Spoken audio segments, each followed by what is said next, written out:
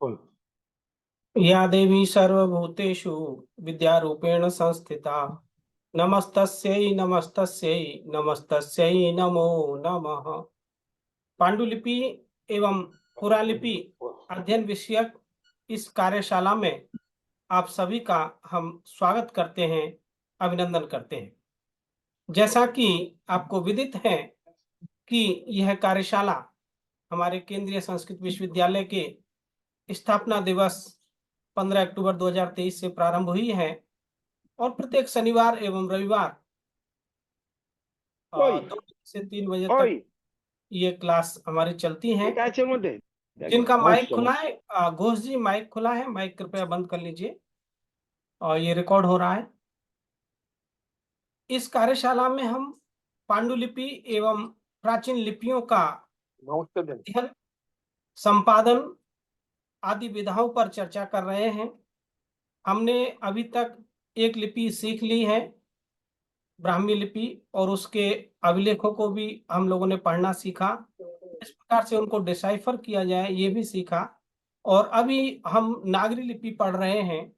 साथ ही हमने पांडुलिपियों के कैटलॉग बनाने की परंपरा को भी जाना एवं उन पांडुलिपियों का समय निर्धारण कैसे किया जाए, वंश वृक्ष कैसे बनाया जाए, इन चीजों को भी हमने पढ़ा है, इस पर चर्चा की है। और वो सारी चीज जो है क्लास जो है रिकॉर्डिंग उनकी हमने यूट्यूब पर डाली हुई है, वहां से भी हमारे प्रतिभागी सुन रहे हैं। और लगभग 400 जो हैं विद्यार्थी हमारे इस ग्रुप में जुड़े हुए हैं। कुछ लाइव जुड़ते हैं और बाकी जो है रिकॉर्डिंग यूट्यूब का जो है रिकॉर्डिंग दे दिया जाता है, रिकॉर्डिंग सुन करके वो अपना अभ्यास कर रहे हैं। उनके भी जो है होमवर्क वगैरह आता है मुझे व्हाट्सएप पे, मैं चेक कर रहा हूँ। और ये पूर्णतः निःशुल्क है। तो अब हम पिछली क्लास में नागरी लिपि पढ़ रहे थे। नागरी लिपि के स्वरों का हमने अभ्यास कर लिया था। स्वरों के विषय में यदि आप लोगों का कोई प्रश्न है, किसी को कोई अक्षर समझ में नहीं आया हो, तो मुझे मुझे पूछ सकते हैं, मैं दोबारा से लिख करके बताऊंगा। नागरी लिपि के स्वरों के संबंध में किसी का कोई प्रश्न है? सर एक्चुअली मेरी लास्ट क्लास मिस हो गई थी, मैं आउट ऑफ स्टेशन थी सर, अगर रिवाइज करा दें आप एक बारी। अच्छा, ठीक है, मैं पुनः स्वरों को दोबारा से लिख करके जल्दी से आपको बता करके फिर व्यंजन वर्णों पर चला जाऊंगा। तो स्वर वर्णों को मैं लिखता हूं, आप लोग भी अपनी कॉपी में मेरे साथ लिखिए, जहां समझ में नहीं आए वहां पूछिए। मेरा बोर्ड सबको दिखाई दे रहा है आप लोगों को? जी सर। तो नागरी लिपि के जो स्वर वर्ण हैं, देखिए सबसे पहली बात यह है कि नागरी लिपि की एक विशेषता है, और वो विशेषता यह है कि नागरी लिपि में शिरोरेखा होती है। ब्राह्मी लिपि की विशेषता यह है कि उसमें शिरोरेखा नहीं होती। और ये नागरी लिपि भी ब्राह्मी से ही आई है, क्योंकि भारत की समस्त लिपियों की जननी ब्राह्मी है।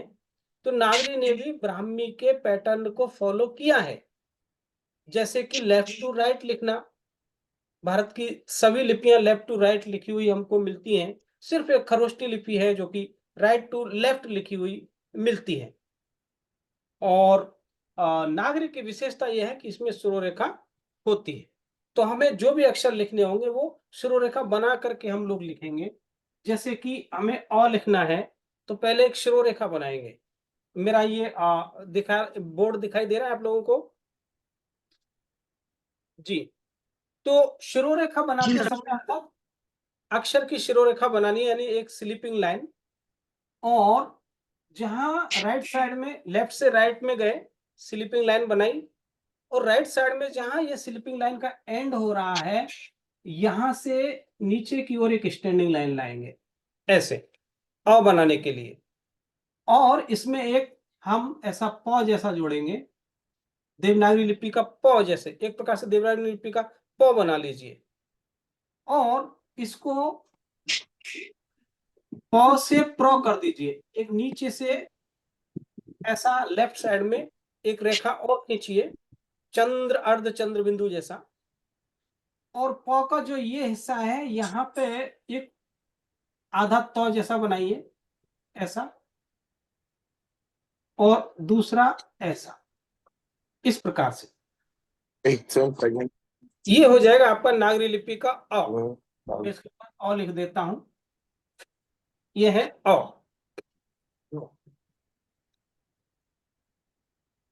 मैं फिर से लिख रहा हूं, आप देखिए। कई बार ये जो नीचे का हिस्सा है ना, ऐसा राइट साइड में थोड़ा ऐसा मुड़ा हुआ भी मिलता है, पूंछ जैसा। तो मैं ये प्रकार भी आपको लिख करके बता रहा हूं। देखिए, शिरोरेखा यानी एक स्लीपिंग लाइन, एक स्टैंडिंग लाइन, और इसमें देवनागरी लिपि का प। ये ध्यान रखना है कि ये जो शिरोरेखा है, जितने ही एरिया में आपका अक्षर बनेगा उतने ही स्थान में रहेगी, उससे ज्यादा नहीं। देखिए यहां जैसे देवनागरी लिपि में क्या होता है, जैसे अ बनाते हैं तो शिरोरेखा को हम पीछे तक ऐसे राइट साइड में इतना खींच देते हैं, इतना। लेकिन नागरी लिपि में ऐसा नहीं है, जितना अक्षर है उतना ही वो शिरोरेखा बनेगी। हम कह सकते हैं कि शिरोरेखा अक्षर का छाता है, वो अक्षर को ढकता है। एक्स्ट्रा जो है, यदि अक्षर का कोई हिस्सा बाहर निकला है तो उतने तक वो ढकेगा, उससे अधिक जो है शिरोरेखा नहीं जाएगी। अब हमने देखिए ये अ बनाने के लिए प जैसा बनाया, तो राइट साइड में फिर शिरोरेखा नहीं गई, और नीचे से इसको राइट साइड में स्टैंडिंग लाइन को थोड़ा मोड़ दीजिए, पूंछ जैसा बना दीजिए, हलंते जैसा, और इसको प्र कर दीजिए, एक चंद्र बिंदु जैसा बना दीजिए, ऐसा। और फिर जो त्र में ऐसा, त्र में जो ये हिस्सा बनाते हैं, ये उल्टा वी, ये वी आकार जैसा, यही आपको बनाना है, थोड़ा सा नीचे की ओर मुड़ा हुआ ऐसे। ये एक आधा त जैसा, और फिर एक ऐसी तिरछी रेखा, ये हो जाएगा आपका अ। ओके, आगे बढ़े हम लोग जी। बड़ा आ लिखने के लिए आपको क्या करना है, जो ये छोटा अ है, इसमें सिर्फ आ की मात्रा लगानी है।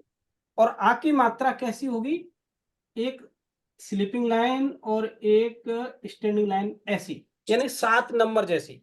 देवनागरी लिपि का 7 संख्या है ना, ऐसी होगी। तो इस ये जो अ है, इसी में आ की मात्रा लगाने के लिए हम इस ये जो सिंबल है इसको जोड़ रहे हैं। देखिए, ये स्लीपिंग लाइन को आगे बढ़ाया और स्टैंडिंग लाइन को नीचे ले आया, ये हो गया आपका आ। आ, अब यहां भी शिरोरेखा फिर उससे और आगे राइट साइड में नहीं जाएगी, जितने हिस्से में अक्षर है उतने ही अक्षर को वो कवर करेगी, ये ध्यान रखना है। ये हो गया आपका आ, ये आ। फिर है ई, और जो ई है, ई लिखने के लिए आप जो राइट साइड से आप एक स्लीपिंग लाइन लेफ्ट साइड की ओर लाइए, ऐसे, और फिर इसको वापस राइट साइड में लेकर के जाइए, ऐसा उल्टा यू जैसा, और इसको पुनः आप जो है नीचे से थोड़ा मोड़ता हुआ ऐसे लेफ्ट साइड में लेकर के आइए, एक प्रकार से अंग्रेजी का एस जैसा, और नीचे इस स्थान को गोला कीजिए, ऐसा। और इसके नीचे में थोड़ा सा स्थान छोड़ करके एक गोला करके एक जो है ऐसा हलंत्यम जैसा बनाइए, ये इस प्रकार से होगा आपका ई। तो ये जो बीच का हिस्सा है ये खाली रहेगा, ये ध्यान रखना है। अभी जो ऐसा ई लिखते हैं हम, ऐसा, यानी ये जो पूंछ है इसको जोड़ देते हैं देवनागरी में। प्राचीन नागरी में ये पूंछ जो है जुड़ी हुई नहीं है, ये हलंत्यम जैसा दिखाई देता है। मैं फिर से बना रहा हूं, और स्लीपिंग लाइन को ऐसे घुमाया, लेफ्ट साइड में गए, एक गोला बनाया, इसी गोला के नीचे फिर दूसरा गोला करके ऐसे एक हलंत्य जैसा बना दिया, ये हो गया आपका ई, ह्रस्व इकार। ओके, दीर्घ ई करने के लिए सिर्फ बड़ी ई की मात्रा लगानी है, जैसी देवनागरी में है। तो आप ये ई बनाइए, ये हो गया आपका ई, और इसमें ऊपर में यहां ऐसे ई की मात्रा, जैसा देवनागरी में भी हम लगाते हैं। हाँ, ओके। एक ई का प्रकार और मिलता है, ये बड़ी ई की मात्रा का एक प्रकार ऐसा मिलता है कि ह्रस्व इकार बना करके ई में भी ई की मात्रा, तो ये भी बड़ी ई है।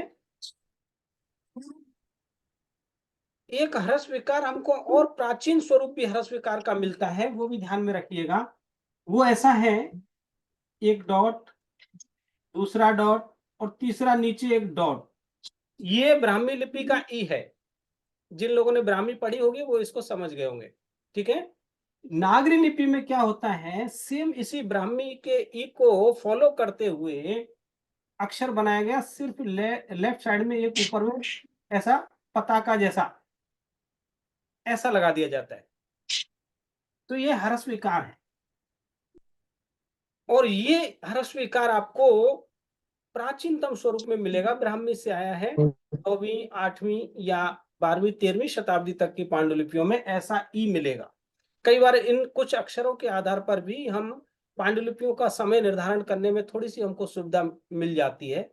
तो ये जो है ई का प्राचीनतम स्वरूप है। ऐसे 2-3 अक्षर हैं, मैं बताऊंगा। तो भी है, वो तो जो है ऐसा है, देखिए ब्राह्मी में तो ऐसा है, और इसी पे सिर्फ सिरोरेखा लगा करके देवनागरी का तो, जो नागरी लिपि का तो आपको 8वीं से 13वीं शताब्दी तक की पांडुलिपियों में मिलेगा। बाद में 13वीं के आसपास 12वीं 13वीं में ये ऐसा उल्टा यू जैसा हो जाता है, इसके ऊपर एक स्टैंडिंग लाइन और ये सिरोरेखा इस प्रकार का होता है। और उसके बाद फिर ये तो ऐसा होता है।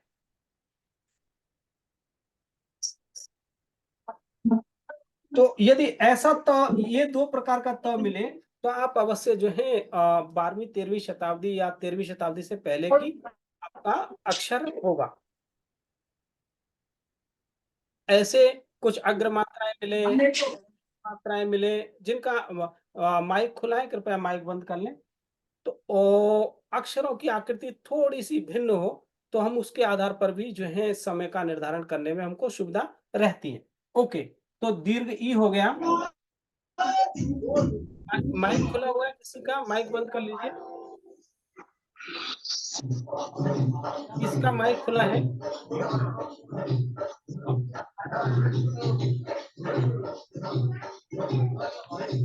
किसका माइक खुला है मुझे जरा आप लोग देख के बताइए। सर ओके, संखा जी हैं कोई? जी आप माइक बंद कर लीजिए। हाँ, शंखा जी माइक बंद कर लीजिए। तो ई हो गया।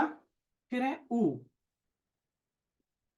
जो ऊ है, ये ऊ इस प्रकार का है, एक स्लीपिंग लाइन और फिर नीचे की ओर एक स्टैंडिंग लाइन, और इसको फिर लेफ्ट साइड की ओर अर्ध चंद्र बिंदु आकार ऐसे घुमाइए, और इसमें बीच में 9 जोड़िए, 9 ऐसा 9, ये हो जाएगा आपका ऊ।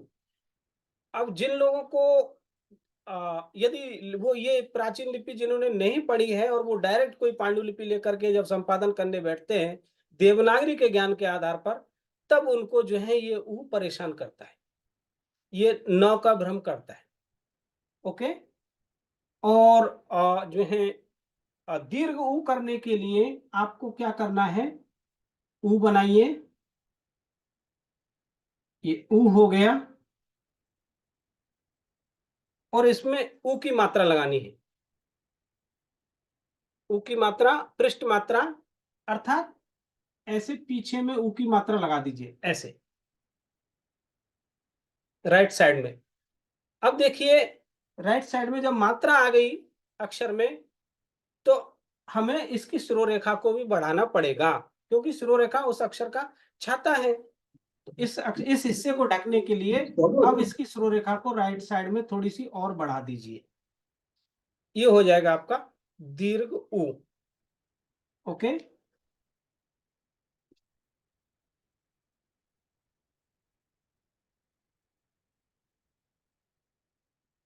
फिर है रिकार।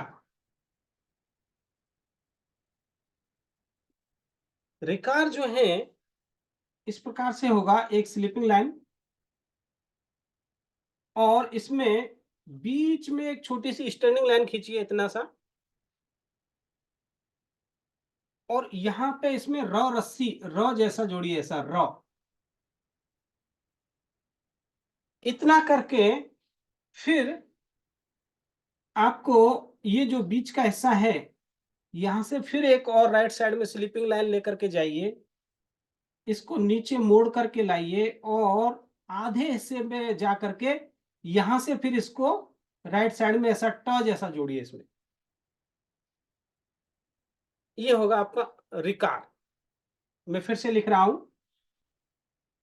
देखिए स्लीपिंग लाइन और बीच में एक छोटी सी स्टैंडिंग लाइन, इसमें जोड़िए ये जोड़ दिया। अच्छा यहां दिख नहीं रहा ना, यहां लिखूंगा, एक स्लीपिंग लाइन,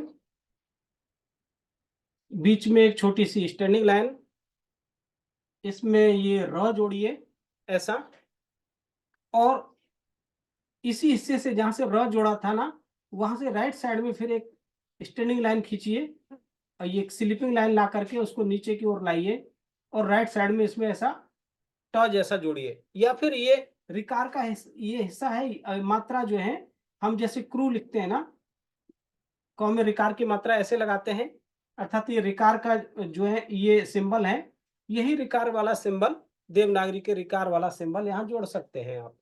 तो ये हो गया आपका री। ओके, स्पष्ट है?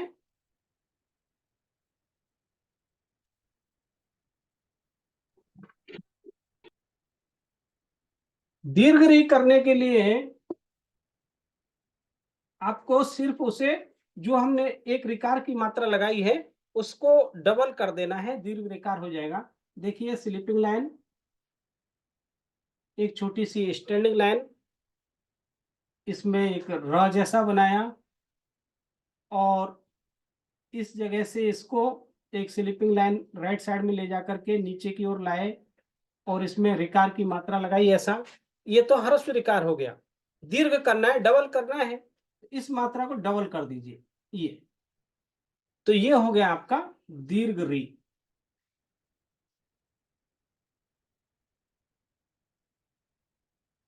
दीर्घ री हो गया।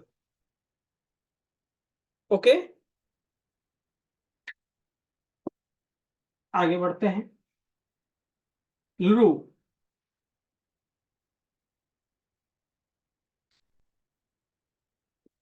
आपको ये लू लिखना है तो सिंपल है, गुजराती का लॉ बनाइए, एक स्लीपिंग लाइन, एक स्टैंडिंग लाइन, बीच में यहां फिर एक स्लीपिंग लाइन और इसमें अंग्रेजी का सी जैसा ऐसा जोड़िए। ये हो गया आपका लॉ। गुजराती में लॉ ऐसा ही है, ठीक है, लॉ बन गया। लॉ में रिकार की मात्रा लगा दीजिए इतनी, ये हो गया आपका लू। ओके, फिर है ए लिखना है तो लेफ्ट से राइट की ओर एक स्लीपिंग लाइन खींचिए इस प्रकार से, और फिर लेफ्ट साइड से नीचे की ओर एक स्टैंडिंग लाइन खींचिए और यहां से इसको राइट साइड में ऐसे मोड़िए, ऐसे हल जैसा।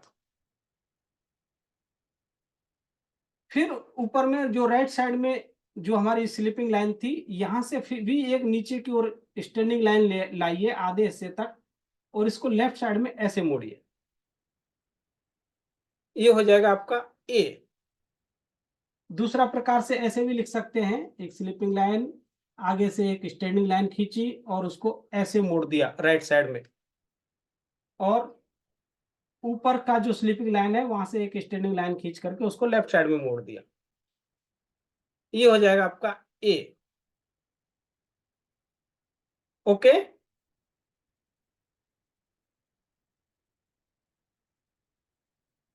फिर है आई। आई लिखने के लिए आपको ए बना करके उस ए में एक ए की मात्रा लगानी है, और ए की मात्रा कैसी होगी, वो जो है अग्र मात्रा होगी। तो पहले हम ए बना लेते हैं, एक स्लीपिंग लाइन, लेफ्ट साइड से एक स्टैंडिंग लाइन, इसको राइट साइड में मोड़ा ऐसे, और ऊपर से फिर राइट साइड से एक छोटी सी आधे हिस्से तक एक स्टैंडिंग लाइन, उसको लेफ्ट साइड में मोड़ा इस प्रकार से, और इतना ए बना करके उसके आगे अग्र मात्रा लगाना है। तो अग्र मात्रा जैसे हमने आ की मात्रा लगा रहे थे 7 नंबर, 7 नंबर जैसा, ऐसा ऐसा ये आ की मात्रा का ये सिंबल था। ओके, जैसे क बनाना है, जैसे का लिखना है तो इसमें क जोड़ दिया तो का हो गया। तो ये 7 नंबर को आप उल्टा करिए एक प्रकार से, ऐसा इस राइट साइड की ओर ऐसे मुड़ा हुआ, और नीचे से थोड़ा ये राइट साइड में ऐसा झुका हुआ, ये होगा ए की मात्रा का सिंबल। इस सिंबल को हमें इसके साथ जोड़ना है। तो देखिए कैसे जोड़ेंगे। एक स्लीपिंग लाइन आगे से ऐसे जोड़ी, अच्छा दिखाई नहीं दे रहा ना, यहां बनाता हूं, यहां दिखाई दे रहा है। पहले ए, ये आपका ए है, इसके आगे में लेफ्ट साइड से स्लीपिंग लाइन को थोड़ा आगे बढ़ाइए ऐसे, फिर एक स्टैंडिंग लाइन आगे में खींच करके लाइए, और इसको राइट साइड में ऐसे मोड़ दीजिए। ये हो गया आपका आई। ओके, अर्थात ए की मात्रा का सिंबल ये हुआ, इतना जो है पोर्शन ए की मात्रा का सिंबल है। स्पष्ट हो गया। जैसे आपको के लिखना है तो आप क्या करेंगे,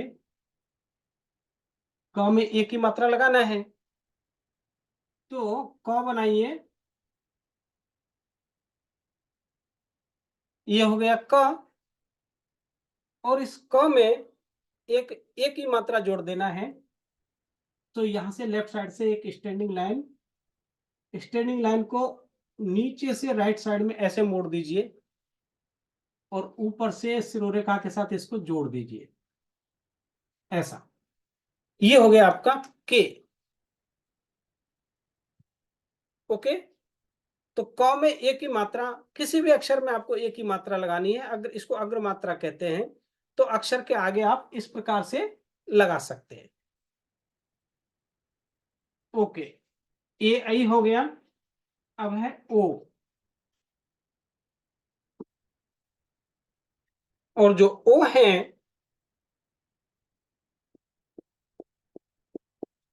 नागरी लिपि का ओ लिखने के लिए आप पहले का आपको एक ऊ बनाना पड़ेगा।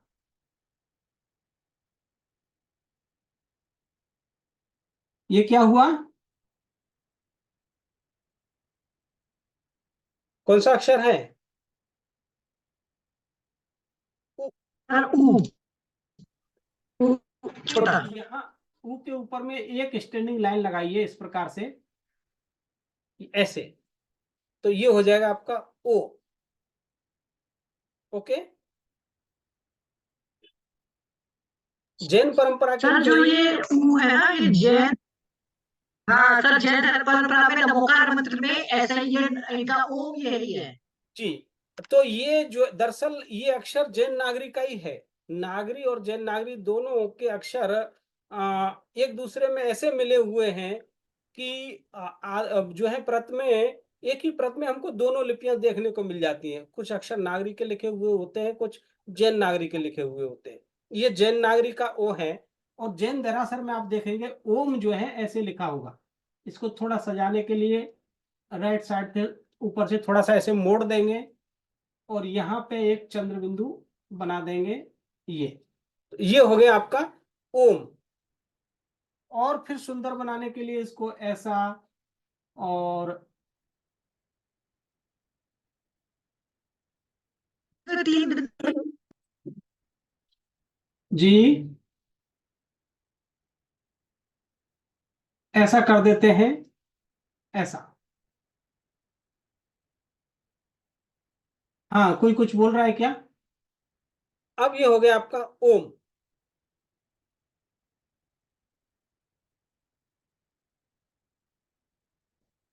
आपको अर्थात ये सर स्टैंडिंग लाइन, ये जैन स्टैंडिंग लाइन जैन ओ की पे, प्राकृत लिपि का। कोई कुछ बोल रहा है, कुछ पूछ रहा है?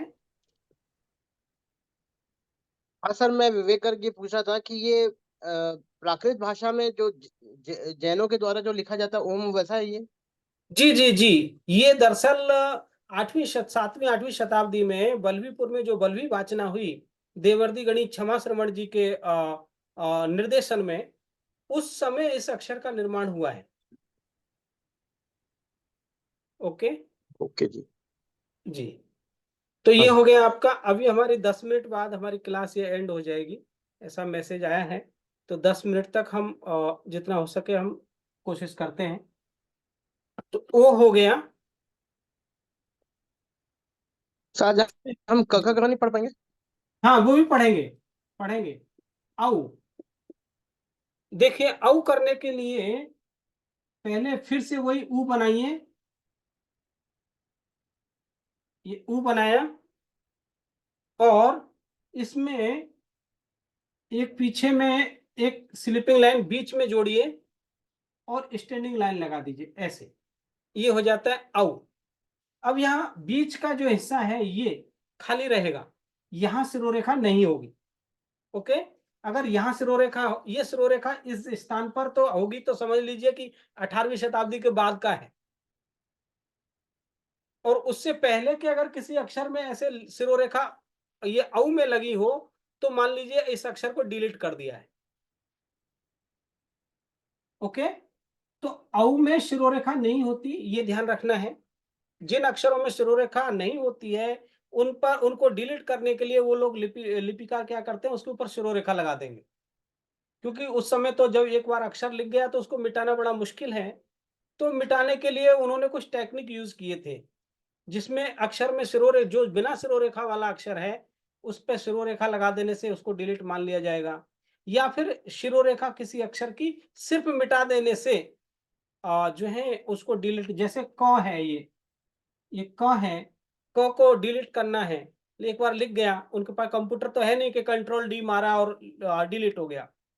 और पूरे अक्षर को मिटाने के लिए उनके पास संसाधन कम है, सफेदा रखते थे अथवा हड़ताल रखते थे। तो उससे क्या करेंगे, सिरोरेखा को हल्का फीका कर देंगे। तो समझ लेना कि ये अक्षर अब डिलीट है, बाकी हिस्सा उसका बना हुआ होगा। और जिस अक्षर में शिरोरेखा नहीं होती है, जैसे कि इसमें शिरोरेखा नहीं है, तो इस पे शिरोरेखा ऊपर में लगा देंगे, तो ये अब डिलीट मान लेने का। या फिर जैसे ये ओम है, ओम में ओ के ऊपर एक स्टैंडिंग लाइन लगाई, लेकिन ये स्टैंडिंग लाइन सिर्फ इस ओ के ऊपर ही होती है, अन्य किसी अक्षर के ऊपर नहीं होगी। जैसे कि आ, कई बार स्टैंडिंग लाइन लगा करके भी, एक मिनट, किसी का एडमिट करना है।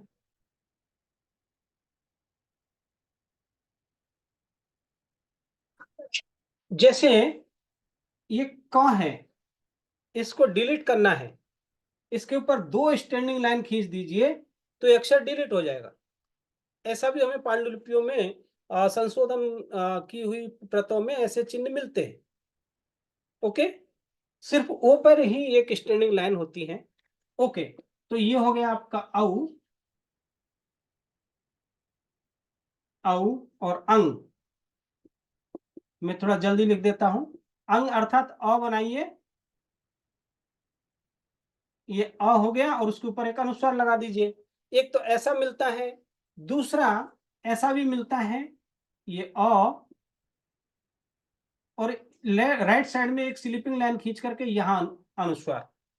तो ये मिलेगा, अर्थात ये प्राचीनतम स्वरूप है, ब्राह्मी को फॉलो कर रहा है। ब्राह्मी में अनुस्वार अक्षर के पीछे लगता है। जैसे ब्राह्मी में कंग लिखना है, कंग, तो कैसे लिखेंगे, क, ये प्लस जैसा क, ये क बनाया और इसके आगे अनुस्वार लगा दिया, ये हो गया आपका कंग। तो यहाँ भी प्राचीनतम स्वरूप में ब्राह्मी के ही परंपरा को फॉलो करते हुए अनुस्वार इस प्रकार से राइट साइड में भी लिखने की परंपरा मिलती है। ओके, विसर्ग। अह, अह क्या है कि अ बनाइए, अर्थात हमें विसर्ग लगाना है, तो विसर्ग ऐसा होगा, ऐसा 2 स्टैंडिंग लाइन जैसी होंगी, गोला नहीं होगा। गोला जो है विसर्ग आपको 13वीं शताब्दी के 14वीं शताब्दी के बाद की 15वीं शताब्दी के बाद की पांडुलिपियों में गोला आकार में मिलेगा विसर्ग, ऐसा।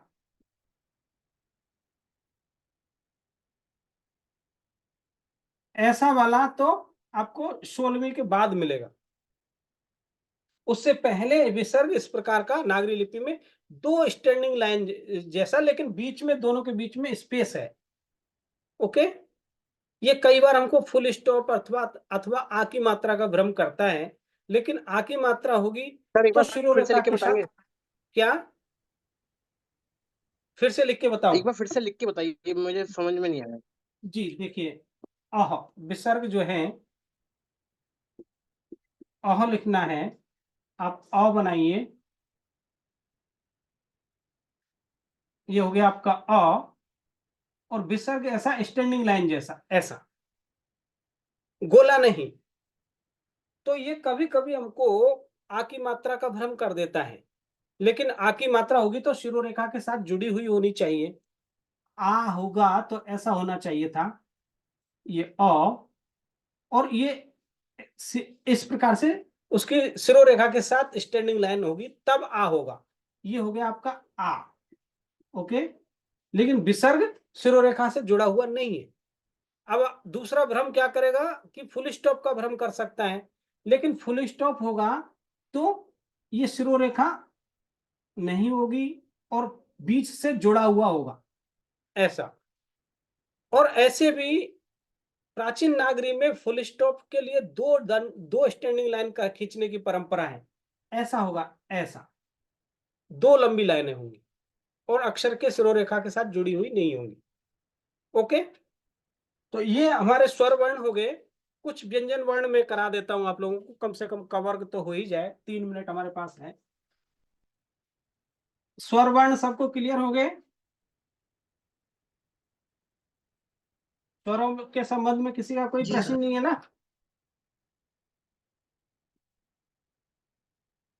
कवर्ग को देख लेते हैं। जैसे पहला अक्षर क है। अब देखिए कवर्ग सरल है। क बिल्कुल देवनागरी के जैसा ही है। एक सिरोरेखा, बीच में एक स्टैंडिंग लाइन, बीचों दोनों के बीच में, और ये हो गया आपका क। देवनागरी जैसा है, पहचान लेंगे। दूसरा ख, ख जो है ऐसा है, एक र जैसा, और पीछे में इस प्रकार से एक र के साथ स्लिप 7 नंबर जैसा जोड़ करके यहां वो जोड़िए, ये हो गया ख। तो कई बार हमको र और व का भ्रम कर सकता है, लेकिन र और व होगा तो कैसा होगा, र और व, यानी कि र की शिरोरेखा और व की शिरोरेखा अलग अलग होगी। नागरी लिपि में यह भी विशेषता है, पांडुलिपियों में हर एक अक्षर अपनी अपनी शिरोरेखा के साथ लिखा हुआ होगा। एक ही शिरोरेखा के अंदर कई अक्षर लिखे हुए नहीं होंगे।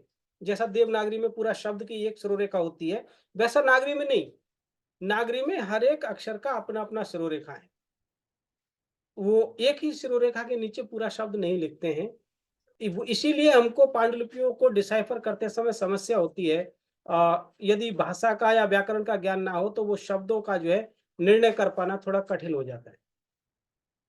तो नागरी में एक शिरोरेखा के नीचे जितने अक्षर लिखे होंगे, समझ लीजिए कि वो संयुक्त अक्षर है। संयुक्त अक्षर जितने होंगे एक शिरोरेखा के नीचे लिखे होंगे। बाकी जो है हर एक अक्षर की अपनी शिरोरेखा होगी। तो देखिए र और व, र अलग व अलग, और ख, अर्थात दोनों की शिरोरेखा को जोड़ दिया। यदि र और व की शिरोरेखा को जोड़ देंगे तो अब ये ख हो गया। और देवनागरी में क्या है, सर हम ये जो तो आप शिरोरेखा बता रहे हैं, जी फिर से सर बताइए, ये फिर जो से। शिरोरेखा वाला कंसेप्ट बता रहे हैं, सर ये जैनागरी में भी, जी जी बिल्कुल सर ये बिल्कुल। जो आप शिरोरेखा वाला कंसेप्ट बोल रहे हैं कि जी अलग अलग होती है हर ठीक है सर, जी वो जैनागरी में भी है? बिल्कुल, जैन नागरी में भी है। जैन नागरी से ही ये जो मतलब नागरी से ही कुछ अक्षर लेकर के जैन नागरी बनाई है।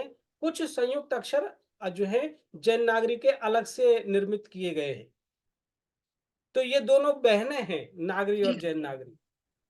तो नागरी को बड़ी बहन कह सकते हैं, जैन नागरी को छोटी बहन कह सकते हैं, लेकिन दोनों का लेखन विधान एक जैसा है, संयुक्त अक्षर अलग है।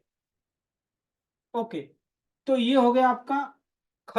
अब अभी देवनागरी का ख होगा तो कैसे होगा, ये नीचे का हिस्सा जुड़ा हुआ होगा ऐसा। ये अब देवनागरी का ख हो गया मॉडर्न 18वीं 19वीं शताब्दी में।